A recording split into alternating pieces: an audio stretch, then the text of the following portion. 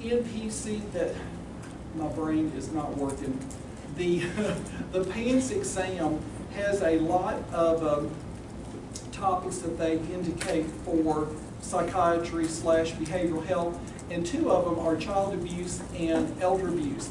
And so it does fit as a behavioral topic, absolutely. The pediatric and child abuse issue, we had covered it in this class last year, but did not feel like it really fit as well. It fits a little bit better in the pediatric module, so you won't get that until later in the year. And it's helpful because you kind of want to look at pediatric patients specifically, because signs of abuse and how it shows up in behavioral issues are better when you kind of looked at that age range in context and with all the other disorders going on that show up with that. But you can certainly do elder abuse right now, because a lot of things we'll talk about will make sense for you. I have several video clips to start with to kind of get you into the topic. It's not one of those wake up in the morning, ooh, I'm all ready to go with elder abuse, because it's actually a pretty serious and very significant and extremely distressing thing to think about. So apologies for that piece of it. Let me ask you this, are any of you aware of elder abuse either in your families or in related families, things that you have seen? Okay? What kind of things? I mean, just very abstracting without giving away details of people's lives. What kinds of things have you seen happen to elder patients that are bad? Money. People their kids are just draining them. taking their money. That's one. Getting money. You're shaking your head. So physical health, definitely, in terms of negligence in a nursing home facility. Yes. Okay. So this nursing home, so yes, in a nursing home facility can happen. Sarah. Stealing valuables, like. Yeah. That's true. Dean. PD, they often get dropped off with like no reason, and nobody comes to pick them up. Yes. It's almost like abandonment. Just kind of, we're going to get rid of you because we know there's something wrong with you, but we don't know what it is, and we're just going to put you over here like it's a nursing facility of some sort. So just dumps. Okay. Are there any other things that y'all are aware of? Mental abuse. People are a lot of times mean because I mean they'll be confused or won't understand the older patients, and they're just mean to them. Oh yeah. I've seen that in clinic quite a bit, but I have had older patients that went all the way up to like early 90s that were still living in their home or living with a family member, and they would bring them in for their visits, you know, into clinic, and sometimes you could just see all kinds of prickly things going on. Like you'll ask the patient the question, and then they'll answer and they'll go, oh, you're just confused again. What are you saying? I mean, it's just like, okay. I mean, like this is in a public place where there's people who don't know about all your issues, and you are just airing stuff right away. So that is a problem just right there. And you can see sometimes the elderly person is coming back at them, and sometimes they look really beat down. It makes me uncomfortable for them. And it's definitely a problem. Okay, so we're going to look at it as a behavioral health issue, but also look at it from the standpoint of how would you identify, you know, what are all the abuse types, and how do you as a healthcare provider act, and what does the law require you to do in Oklahoma? Because there are legal requirements that if you do not follow through on, you can actually be held liable in a civil lawsuit against somebody. You know, if you've seen it and you don't report it, and something bad then happens, and they say, well, we went to the healthcare facility, went to the clinic, and we saw PA blah blah, and we told about these things, but they didn't do anything, and this person ends up dead. Bad place to be. Okay, so it's important to look at from that context too, that you do have a responsibility legally, but I think just ethically and morally you would feel that responsibility. How can you let bad things like that go by? Okay, so let's look at a few of these clips to kind of get into it a little bit. And I will tell you, some of them are really bothersome. Not trying to bug you.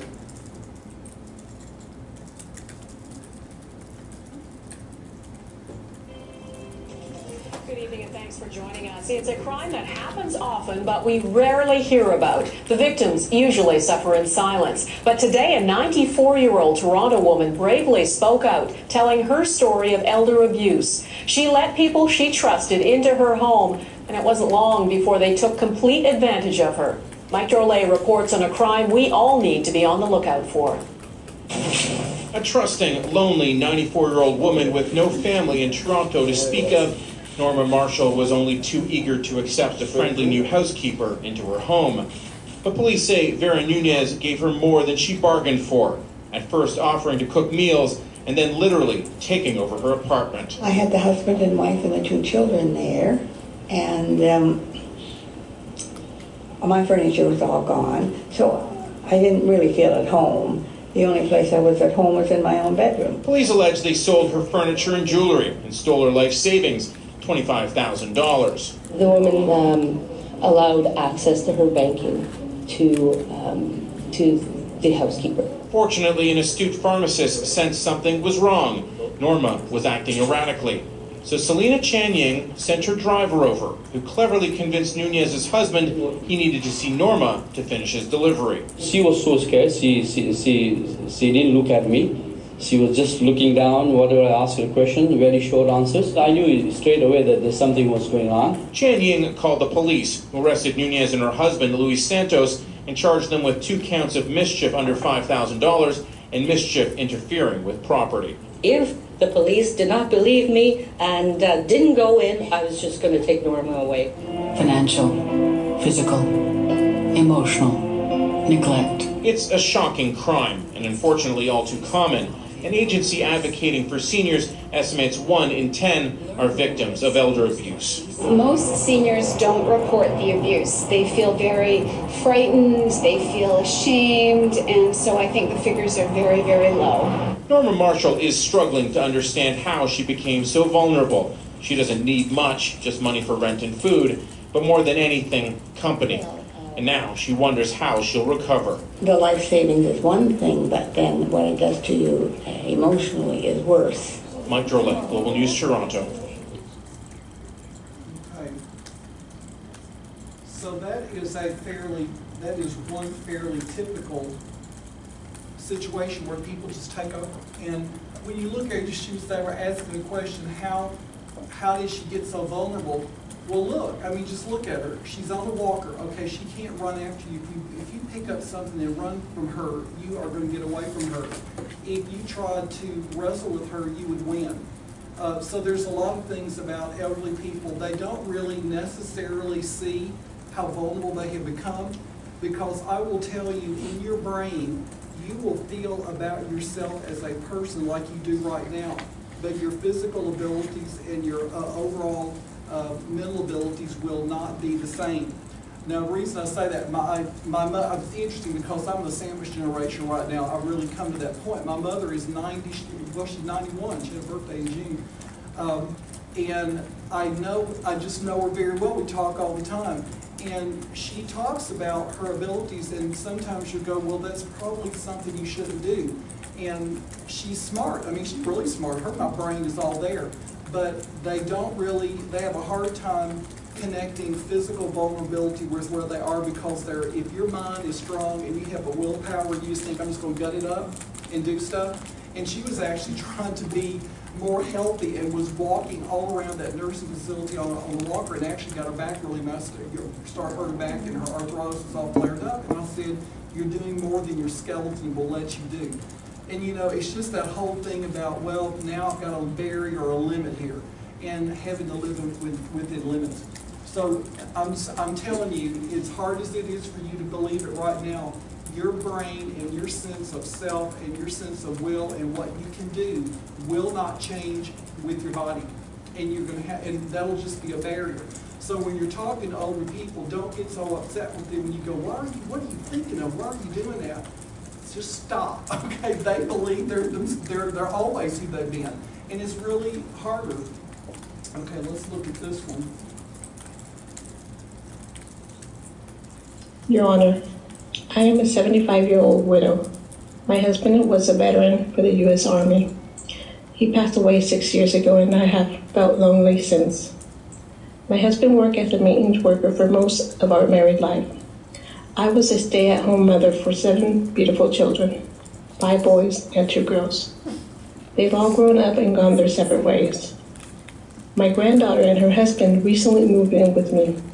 I was happy to have the company. I never imagined the cost their company would cost me. My home, a small saving my husband were to leave me, and my dignity. If they would have asked for financial help, I would have helped. They didn't have to steal and leave me with nothing. I am too old to work, and I don't have enough to make ends meet for the month. I feel betrayed, but love my family. I wish this were a nightmare, but it's my reality. Please help me. If you or someone you know is a victim of crime, please contact your local victim services program. If you are a resident of Yolo County and have been victimized, please call us at 530-666-8187 or email us at district.attorney@yolocounty.org. Now, that was a person who was victimized by her family. Her grandchildren moved in there and stole her money. And I think the thing about that one that bothers me the most is she says, I'm old and I can't work anymore. It's like, now you've left her where? That's how they did that. Probably drug involvement. There's just a lot of things that go on where people take money. Let me show you this last one, and I'll give you one last story. This one this will make you sick, but I gotta show it to you because this is the classic example of emotional abuse and just a beat down on somebody. So when you're taking care of patients and you sense that, you have to understand that when you go home with them and you're not around, beat downs happen. I mean emotional beat downs on people. This is from Australia. Now, I want to show you a film about abuse. And we all know what abuse means. It's pain, damage, sadness, or neglect. But this time it's not alcohol, drug, or child abuse. It's something that most of you have probably never even heard of. It's elder abuse. The psychological, physical, financial, or sexual abuse of older people by someone they trust. And it's happening behind closed doors right here in Australia every single day.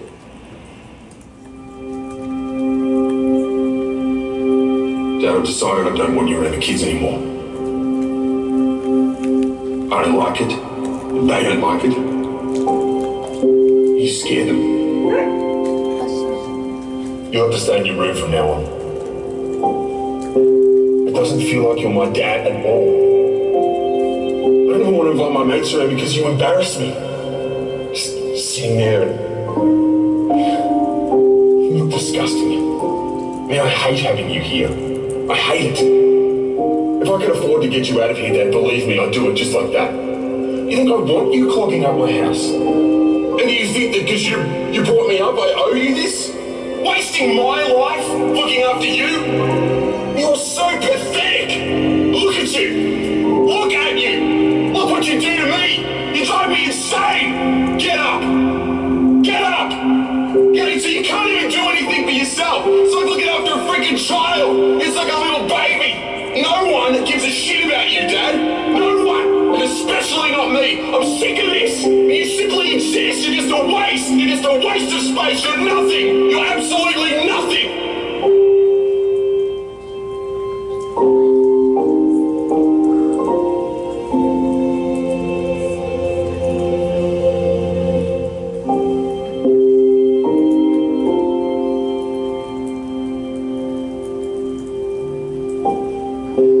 It's a huge and growing problem. We have to find them and help them. Please, pick up the phone. Call 1-800-011-746. Or you can donate online at www.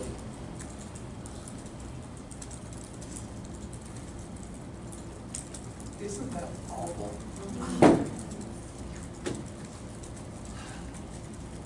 Now that is not that unusual.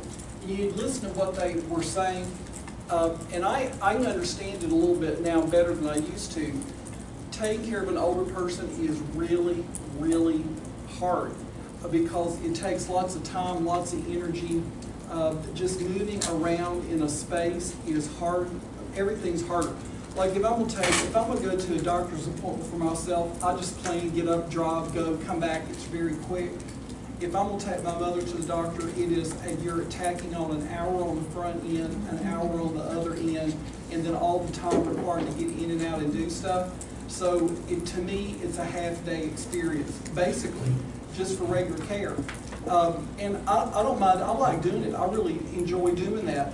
But if you are pressed for time, if you're a parent with a lot of smaller children, then you have to put these things in there, it begins to wear you down. So that's that caregiver fatigue that you can see.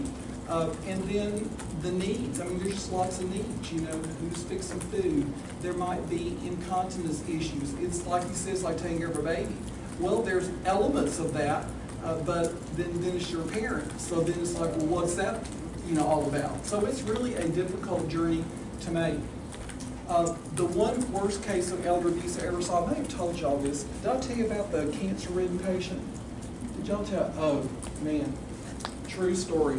Oklahoma City VA, this back in the late 80s, probably early 90s for me. And this patient had pancreatic cancer. African-American man. He lived in an apartment with his family. I don't know if it was sons or cousins or whatever, but they had taken him in. And he had, and I got involved with him because he had escalating pain needs, and they did not know how to manage his pain. They wanted pain consults. I was seeing him and just kind of going over all the stuff. And his pain medication stuff was through the roof. It's actually okay because he was going to die from pancreatic cancer anyway, so it's not why you're trying to, I don't want to get you addicted. Well, you're going to be dead. It doesn't matter, you know, so you got to get the pain taken care of. But his pain medication use was really ridiculously out of control and really made no sense when you think about how did he get here and how that transpired. So we kept asking lots of questions, couldn't figure out stuff, and we had a home visit from a social worker to go in and to kind of evaluate the home and all the rest of the circumstances. And over time, this story came out. Let me just kind of fast forward. What happened was his family members were taking his pain medications and they were selling them. And so they'd be down to zero, he's in pain, so they would let his pain show up more. So when they took him in, he was just in excruciating pain, so they would just escalate doses. So then they had these big piles of medicine they could go haul off somewhere, and they were selling it all. And he was actually at home with no pain medicine all the time, just dying in writhing pain, while they used him basically as a front to get legal meds that they could then go out and sell. Well, there is no spot in hell too hot for people like that, because you just think about how awful that is. And that's what was eventually going on. So they actually there was lawsuits, arrests, and all this stuff going on for this poor man who was taken care of by the family. And when they would come in, they were all so kind, and we don't know, you know, we're really working hard, and just all this big story while they were just taking all this stuff and spinning it. It's nauseating. So I'm telling you, you can trust people, but then you need to be thinking all kinds of things when weird stuff like that starts to go on. Is that not disgusting? That's disgusting. Okay, it's pathetic. Okay, so that's another form of elder abuse, where you're using a person's disabilities to access things. And that's true just in smaller cases. People, you know, older people get anxious, have anxiolytics. Family swipes off some over here. They take the medicines, the person doesn't get them. Okay.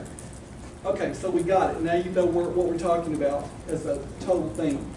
What is elder abuse? It's either intentional or neglectful acts.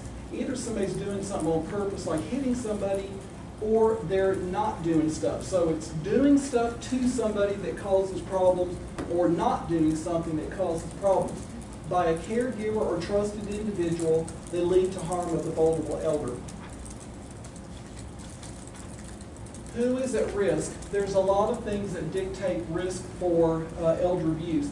It can occur anywhere, anybody. It is not a socioeconomic phenomenon, so you might think it's with poorer patients. Well, there's some reasons for that to happen. Yeah, there's some precipitators, but it's not just limited there. It can be anywhere up and down the class spectrum. It can be in any group. Okay. Women are at increased risk, and older elders. I've got 80 plus or 85 plus for a reason. Some studies define the elderly as 80 years old or older, and some define as 85. So when you look at study results, it comes off of both of those. To me, if you're 80 or older, I'll call you elder. Some people are healthy at 80, and some people are elder at 65, just depending on their overall abilities or disabilities. So women and older, and really, when you look at it, who lives to be up in the older ages anyway? It's women. Men don't live as long as women in general, so you'll see that. Isolated, when people are isolated, that's easier for things to happen. Nobody's watching you. You can do what you want to do.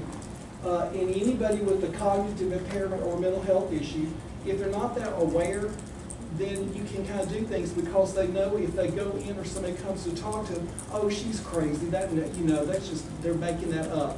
So you take advantage of their cognitive impairments or their mental health issue, which is kind of sick in its own way.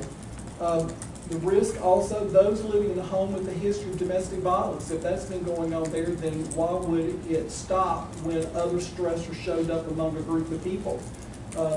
Those whose caregivers show evidence of caregiver stress. Now, that video clip from Australia, there was a lot of caregiver stress because that man, that son with that older father was stretched out with smaller children. Then he had his father in the house, and he actually probably looked like he had lots of care needs, and that was an issue. Mental illness in the home with a caregiver, alcohol or drug abuse, I think it's obvious why that's a problem. And those whose caregiver is dependent on the elder. What if they own the house? What if they have all the money? And you've got unsuccessful children or unsuccessful relations who, oh, we'll come take care of mom, or we'll come do so-and-so, and they're just like the snake walking up in there because now they know they've got access to all the stuff. They have a free home, and they've got free money that they can take off somebody else. Okay, I apologize for this. These statistics work because I don't think the categories have changed a lot. I don't like putting up 2010 stuff. I did not have time to go search it like I wanted to. I've had obvious reasons this week. It's become a mess. I wanted to look at to get you the most recent stats I could get, but I'm going to leave these up because I still think they're fairly representative. Demographics of elder abuse, it's really not different. Women are about 2/3, median age 77.9, 78. And white victims. Now, I'll tell you, there is kind of an ethnic breakdown. You see it more often in Caucasian families in this country anyway. And that, I got a lot of reasons why I think that's in there, but I'm not going to make too many speculations here. Then African-American victims, Hispanic victims. Some of this is because reporting varies among the different groups. A lot of families will hide things and they're not going to get care, they're not accessing it, so what we think we know, we don't really know. Like what's really happening out there, we won't know that. But if I said you had a 78-year-old white woman, that would be the classic picture, and then if you had an 88-year-old white woman, that would really be somebody you have to pay attention to. Types of elder abuse, this still holds true. Neglect is the high. Look at 58%. So the most common form of elder abuse is neglect. Just not doing stuff, not going and buying them food, not taking them to a doctor's visit, not getting their medication, not washing their clothes, not preparing meals, not talking to them. I mean, just a lot of things like that snowball. Physical abuse is a smaller percentage, 15%. Financial exploitation, 12.3%, and emotional abuse. Okay, I really wanted to see if financial exploitation had not gone up from 2010 to the present time because we had a little bit more of an economic dip in there, and I wonder when that happens, people like to grab the resources where they think they can get them. The prevalence of elder abuse, 1 in 4 vulnerable elders are at risk of abuse. Okay, so fortunately it's not a majority problem, but it's a pretty substantially big problem. It is absolutely underreported for all kinds of reasons. Is the abuser going to tell you? No, they're going to answer a survey, pick up the phone and report it to the colleague folks. I doubt that. And are the elder people going to talk about it? Not necessarily. Why do you think an older person will not report elder abuse? Well, shame is one. So they're ashamed that bad things are happening to them with their own people, their own family unit. What's another reason? Usually dependent on the person, they'll have no caregiver. It's the dependency. So were you going to say that? Okay. It's if I report them and they're in jail, who's going to take care of me? That, my mother said that to me one time, and I was kind of like, no, I'm not going to jail. Do you know, so I don't know. And she said, well, I got to be good to you because I count on you. And what if you don't want to take care of me? And I said, you must never, ever, ever think about this. You got money and you got people taking care of you. It's not, you don't have to worry about your life. Your life is taken care of. But it's in their mind, particularly if they're an independent person, and she's very intellectually with it and very independent all of her life, they then have to count on you for some things they cannot physically do for themselves. And I think that's just a fear all along, is that I will be in trouble if I don't have you around somehow to do that. Neglect. Let's look at neglect. It's failure of caregivers to fulfill responsibilities to provide needed care. I guess you can define that kind of broadly. Active neglect is behavior that's willful. You actively are just not doing stuff. I'm sick and tired of going to get groceries for you. You have to make it last another week. Okay, that's willful. The caregiver intentionally withholds care or necessities. The neglect may be motivated by financial gain. The caregiver stands to inherit. See, if I don't spend your money on something you say you need and then you die, I get more. So they start looking at the world like that. If I buy you this stuff, or maybe in the real time, the Social Security check is $1,500 a month, and there's needs that need to be met, but you want that $500 because you have to go buy a couple packets of marijuana. Okay, I can't get you that. So that's kind of cheating all together in a bad way. They can reflect interpersonal conflicts. I'm just going to withhold from you on purpose because I'm just kind of getting you back. You were mean to me yesterday. And what if it's an older person has cognitive impairment or an emotional disorder? Okay, you cannot always take everything an older person says to you personally, even though it might hurt. I mean, they can say stuff that's like, ooh, man, that wounds me. But is that really coming from a person fully aware of everything they're doing, particularly if they have a diagnosis? And a lot of them will have a diagnosis. Okay. Now, neglect can be passive. That's just where the caregiver is unable to do what needs to be done. They could be sick. Okay. What if you get sick and you can't go do stuff? Or you get disabled, or you get stressed. That's a huge one right there, just the stress of things. Ignorance, not knowing stuff is needed. Lack of maturity or lack of resources, from the caregiver. This thing about ignorance is fairly common. You will see that. For example, you have a person, with, they've got heart failure, they've got volume overload, they have fluid and sodium restrictions, stuff like that. It's all educates the family. And they just give them all kinds of stuff. Well, it's the 4th of July. We'll just do this. You can have a watermelon. You can do all this stuff. And then they know better, and they give it to them, and they go into decompensation and end up in the ER. I've seen that a bunch of times. Holidays with people who have fluid and food restrictions, and the family knows. But, well, we didn't think it would hurt to do it just this one time. It's like we told you every day, holidays included. So they weren't being bad. They're just being ignorant. It happens. There's stuff I'm probably doing out of ignorance too. I mean, we don't know everything we don't know. Signs of neglect. What are some things that can show up? Sunken eyes. Okay, that'd be dehydration. Not giving them volume fluid. What if they can't walk? What if they can't move? What if they can't get stuff? Then they can actually sit there for a day or two and not have anything. Weight loss can be another sign of neglect. Extreme thirst and dehydration. Pressure ulcers and bed sores, that's not moving people. If you just lay there and stay there, then that can happen. Filth, it's obvious, nobody's clean. Lack of medical care and malnutrition. So a lot of those things are just neglect that could be intentional or unintentional, but the person's not getting what physically they need just to thrive and do better. Okay, self-neglect refers to situations in which there's no perpetrator and neglect is the result of the older person refusing care. I gotta go back to one thing, I just, personal story. Talk about malnutrition, just all these things about thirst and dehydration. When my mother first, she said, I need to move closer to y'all because she knew she needs somebody to take care of her in ways, and that was kind of a big admission for her at the age of 90 to say, I need to go somewhere. And so we never asked her to go, we just kept saying, are you okay? We had home care, all this stuff, you know, for her. And she said she needed to come.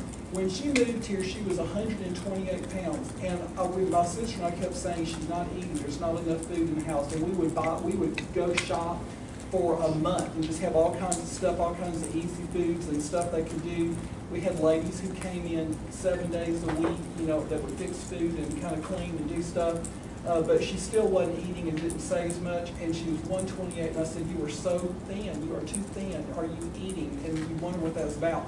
Well, right now she's 143 and pretty good. So she's at the place where she's now going, well, I need to lose some weight because I don't look as good. I thought, good, your vanity is returned. You're doing stuff. I tell her all the time, you are such a vain person. She says, I'm a woman. And I said, I don't get it. She's like, I said, but as long as that person cares about how they look, and she always puts, put together, as long as they got that, that's a good sign because that means I am all ball game. I want to look good. And they think she does. Okay. So self-neglect is where the person themselves can refuse care or refuse to take care of themselves. People may refuse medicines. They may refuse to eat because they want to die. They're doing things to speed the end along, and that can be their own self-neglect. Here's some self-neglect. Everybody's seen the hoarding TV programs? Oh, I see those things. I am a neat freak. I see those things, I just go, I would have nervous breakdown, my anxiety disorder. I'd step in that house, I'd have a fit. Oh my God. Those places. Medication non-compliance, refusing to seek medical attention, unsafe behaviors. And what are some unsafe behaviors that can happen that are self-neglect? Can y'all think of any things they do that are unsafe behaviors that a person could choose to do? Driving when they shouldn't. What's that now? Driving when they shouldn't. There you go. That's a big one. Driving when you should not drive. Another is walking without a walker when you have obvious mobility issues and you know, reflexes are slower, vision is not as good, bones are more fragile, everything. You're taking medicine that makes you more orthostatic, you're a high risk for a fall. That's a big one. Poor hygiene, that's on purpose. I'm not going to clean myself after I use the restroom. And that happens. And it's like, what is that? It can be depression. It can be, usually it's depression, wanting to be done with it and just giving up. Other signs, not wearing suitable clothing for winter, confusion, inability to attend to housekeeping, malnutrition, dehydration. Okay. Physical abuse is another kind of abuse. It's, you know what the definition is: assault, battery, inappropriate restraints. I've learned about people being tied up in the house and just psycho stuff. Signs of physical abuse. This has to be paid attention to, particularly in ERs when people are brought in, you know, kind of dropped off. Bruises or grip marks around arms or neck, rope marks or welts on the wrists or ankles, repeated unexplained injuries. This one, dismissive attitude or statements about injuries by the elderly person or the caregiver. If the elderly person and the caregiver is there and they know that somebody hit somebody and got beaten up, and they have to go to they decide they need to go to the ER because a bone is broken, but they don't want to give it away. Well, I just fell and I caught myself this way. It'll be an injury that you know couldn't have happened quite the way they say it. And then the child, that's right, I was there, I saw it, and you're like, You know, you have to have really compelling physical evidence that mismatches the story to report that. Otherwise, they try to work stories out among themselves. So that's that statements about injuries. Refusal to go to the same ER for repeated injuries. Can't go to Baptist Integris and Edmond over and over again because they start looking at all of your visits and then the pattern builds up. So then they float to different ERs so that it's a new place until you kind of run out of the metro area. You know, then you're in trouble. Domestic violence. We all know what domestic violence is. Escalating pattern of violence or intimidation by someone close to the victim. It's usually to gain power and control. So we think about that as issues between partners, married people who live together, and how they treat each other as a way to gain power over one another. But there's some offshoots that are used in elder abuse that are a little bit more specific. One is called domestic violence grown old. Isn't that kind of interesting? That is when domestic violence has been going on for a long time. The same people have been in the same house, locking horns, throwing stuff, and they've gotten older together. The problem with that is when they get older together, one of them is going to be older, stronger than the other one, and then it starts to swing in their favor in terms of abuse. And of course, as they both become disabled, the level of tolerance for each person is kind of already at a low level. We don't like each other, I don't tolerate you. Well, then if somebody actually needs help, then you can kind of get them back. So it's like a battle that lasts for decades until somebody's dead. Okay, another late onset domestic violence is when it actually starts in old age. There may have been a strained relationship or emotional abuse between the partners earlier. They got worse as they aged. When the abuse begins to exacerbate in the old age, is likely to be linked to retirement. Somebody retired, the money is down, now they're fighting for the last pennies. It's my retirement's bigger than yours, so I'm going to buy what I want, and it's none of your business what I'm doing. You can just hear all the mess that goes on. Disabilities happen, changing roles of family members. Maybe the husband's always been in charge and always had the money and kind of run the roost, but now he has a lung disorder and heart disorder and doesn't have a lot of firepower. He can't move around a lot, but the wife is healthier. Now she's in charge, and they've been sparring all throughout their life. Sexual changes. Okay, one partner doesn't have desire for sex anymore, another one does. Okay, what are you going to do about that? That could either be affairs or abuse or rape in the house. Who knows? Some older people enter into abusive relationships late in life. An older person is now single, widowed or widower, and they don't want to be alone, so they marry somebody. Sometimes they marry somebody because they want companionship. Sometimes they marry because the money's better. And it's not really love, it's more convenience, and they like each other, but it's not the same way. And then they get with somebody that's bad, and then it takes off. Financial abuse spans a broad spectrum, okay? Taking money or property, that was like that first lady, the grandchildren took her stuff, and like that woman who moved into the apartment with the older lady and stole her stuff and sold it. Man, if I could crawl down the hallway, I could get the police on these people. And how that happened, how does that happen? She's got the lady, then the woman moves her family in. She kind of probably liked her a little bit, and well, I can help them out because I'm lonely now, I've got a family around, and before you know it, they just moved in. Then what's she gonna do, kick them out? She can't. That man was big. That woman was bigger than her and probably meaner. And so they're trapped. Forging signatures, big one. Getting the old person to sign a deed, will, or power of attorney through deception, coercion, or undue influence.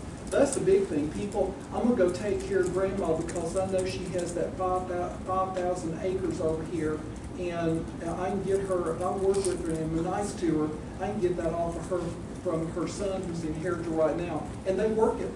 I just thank you for taking care of me. You're so good. How can I help you? How can I help repay you? Well, I just don't know. And I don't have anything. Well, no, it's okay. Well, I have this. You can just see how it just goes all the way down the road. And then that's not good thinking, but it might not be impaired thinking. It's bad judgment, but it may not be out of your mind. Using the older person's property or possessions without permission. I'm going to take your house and we're going to have a party down here, and I'm going to charge so much or turn something into a crack house. I don't know. Just read the paper every day. You can find them. Financial promising lifelong care in exchange for money or property and not following through on the promise. Once you got the money, you got the deal, so you can move on. Cons. Did y'all ever watch TV4? They used to have 4 in your corner, and they would always go after these folks who were bad. Especially, hail comes along with a big storm, and they want to redo a roof, and so you pay them multi-thousands to have your roof repaired, and then they never repaired your roof, and you can't get your money back, and they're in Ohio or something, got out of here. That goes on a lot. Scams or fraudulent acts, then they just define what fraud is. That's using tricks to get something for money. Telemarketing scams. You watch these TV things at late night, you just flip through, watch them, it's like, who is buying that stuff? Well, somebody's buying that stuff. Could be older people who are kind of lonesome, kind of like the sales people, so it's somebody to call and talk to, and they get the money, and it's only like $19.95, and then you're on the phone, and they said, well, we can give you 3 of those for so-and-so, and then you might want one of these, and before you know it, they got $100 off of you, and you only had $800 for the month. I mean, I don't know, it's bad stuff. When I worked at the pharmacy, Yeah. we were trained, even though I was a pharmacy tech, we were trained in telemarketing scams, because they'll tell you like, oh, go buy me $8,000 worth of Starbucks cards. Yeah. And then they can pull the money off of them. Yeah, isn't that bad? That's bad. One guy had a wife in Africa he was sending money to. Is Bad stuff. Another one that happens a lot now is computer scams.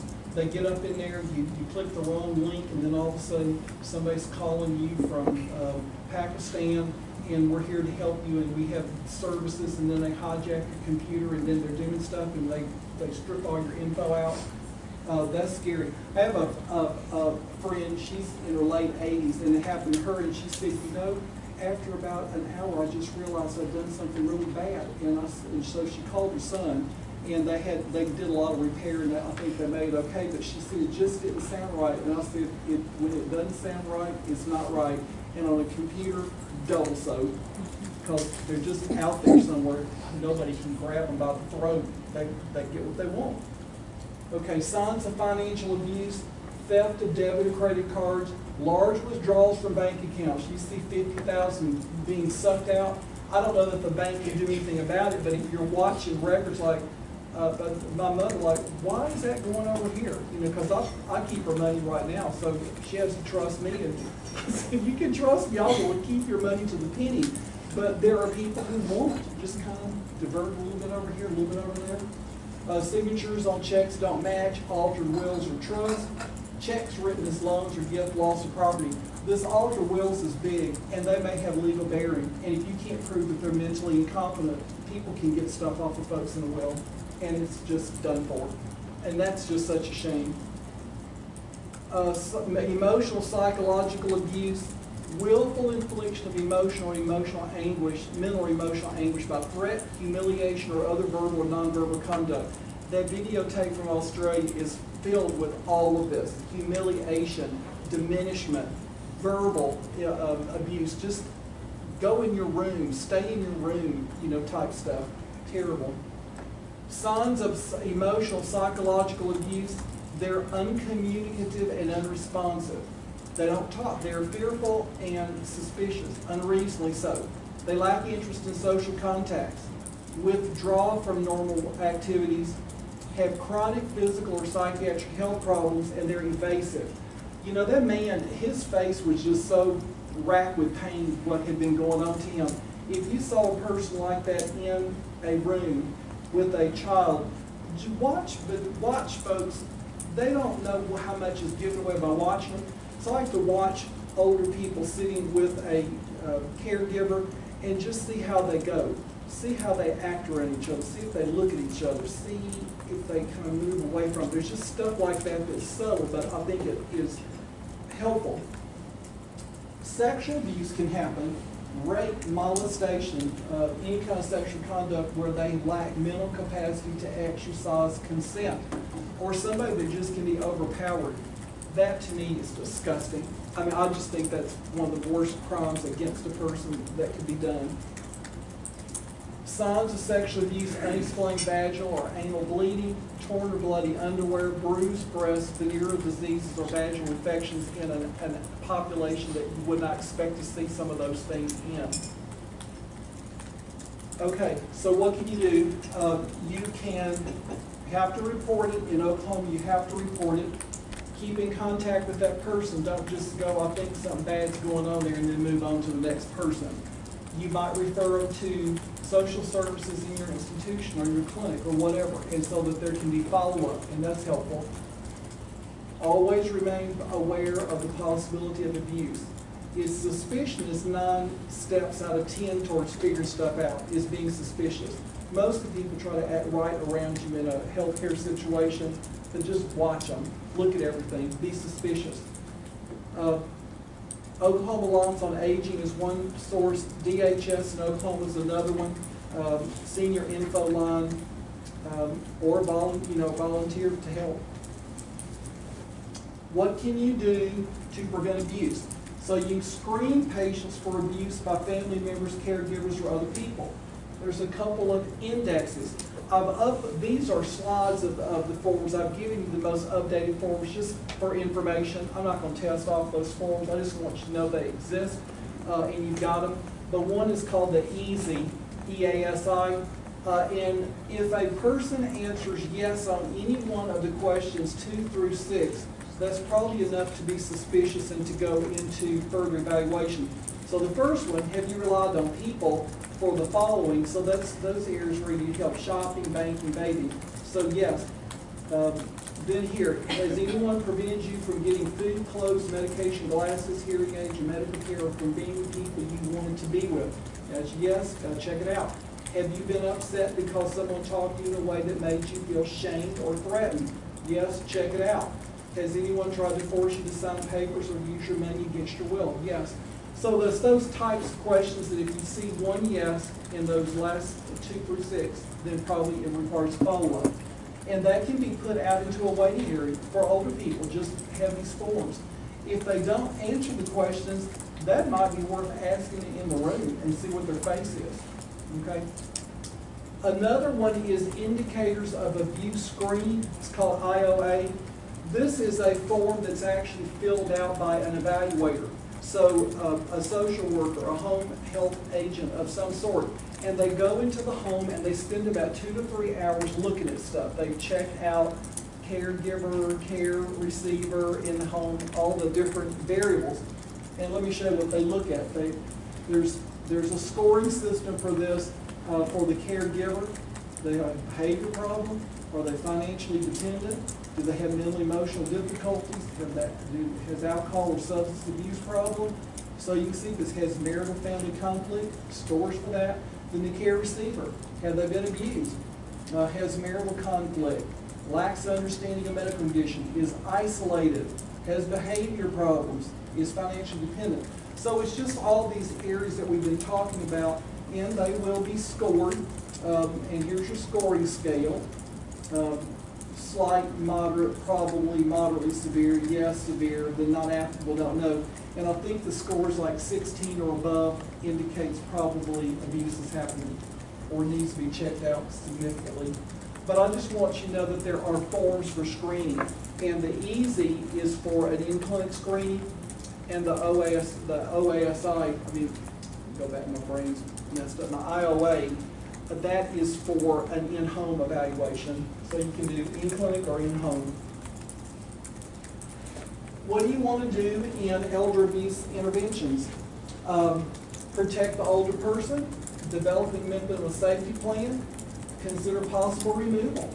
I mean, there's situations where the only way to fix it is to get someplace else. Work towards more oversight for the elder adult and increase in caregivers. So you might ask them, are there others who can be involved? Can you get social services to go in 3 times a week? There's things the system can do that provides more oversight. Sometimes having somebody in the home 3 times a week is enough to check the behavior of the folks who are in there, because they know that routinely somebody's going to be looking at that space. And so it's harder to kind of mess around because now there's oversight of the caregiver. You can assist with guardianship. Sometimes an older person does not have anybody who can really take care of them, and you have to find a way. Of course, that gets into nursing home issues and home and all of that loss of place that you have to work through. You can work towards improving functional capacity. As a healthcare provider, you want to be as healthy as they can be.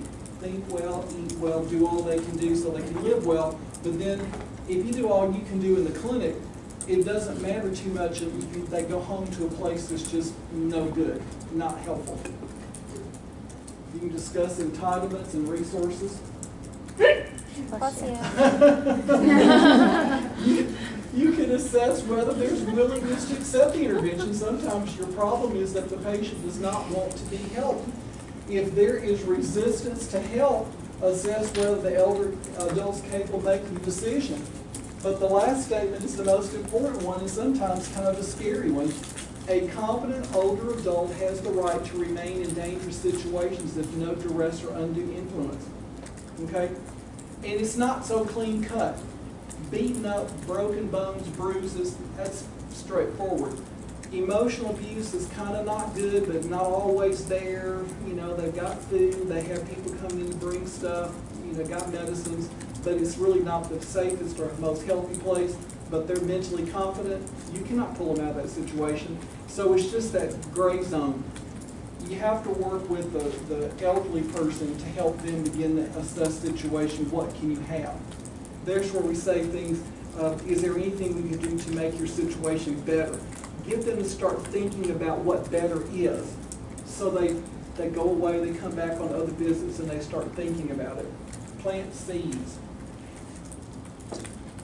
Here's some key questions to guide your interventions. How safe is the patient if I send him or her back to the current setting? That's one thing you have to ask yourself. What services or resources are available to help the stressed family? Depends on your background and your money. If you're Medicaid, that's one thing. If you have Medicare, that's another thing. If you have private insurance, that's another thing. So in America, what you can get has a lot to do with what you already have or what you have access to, and it's not the same for every person. The one thing I always want to do when I went to see a patient, there was always a few things I want to know. I want to know what their list of problems are, and I want to know their age, racial background, racial ethnic background, and insurance, what they've got. And I want to know that before I walk in the door, because as they tell me problems, I have to know what I can get. I'm sitting there thinking, okay, you're this, you can get that, you're this, you can get that, or you don't have anything, oh yikes. You know, but you need to know that before you start talking to them. So I always want to know that. What's their insurance? I know it sounds terrible, but it's important. You can't just get people what they need. Okay? Does the elder person need to be removed from to a safe environment? Does the situation need an unbiased advocate to monitor the care and finances for this patient? Reporting mistreatment. Close to all states have a requirement designating healthcare professionals to report that. Oklahoma does. And you report DHS or you can call police. They usually like the report to be in writing, but if you don't put it in writing and you call it in and you document your chart, the one who receives the call will document it in writing, and then they do follow-up. That's what I was telling y'all earlier. If you don't do that and they trace it back to you if there's a bad situation, then you can be at risk. Community resources, case management, may be available protective services, support counseling services, victim services network, police, or the DA. Okay, if somebody's stolen from somebody, it could be a lawsuit. There are legal services specializing in older adults, social services, respite services, reporting laws, and obviously 911. Okay. Down in your folder on D2L, I put in the Oklahoma law. I don't care that you read every little bit of it. It refers to vulnerable people, vulnerable older people, and the requirement to report. I'm not interested that you're all into the details of that. I just need you to know you need to report it, and then you're reporting it to DHS or the police. You just have to know that. Or if you don't know what to do, where you are, talk to somebody who does. But your job is to identify and then not ignore if you get to that point. And I think that's it. Dr. Wallace is here. Perfect. How are you doing? Okay. Any questions on this before we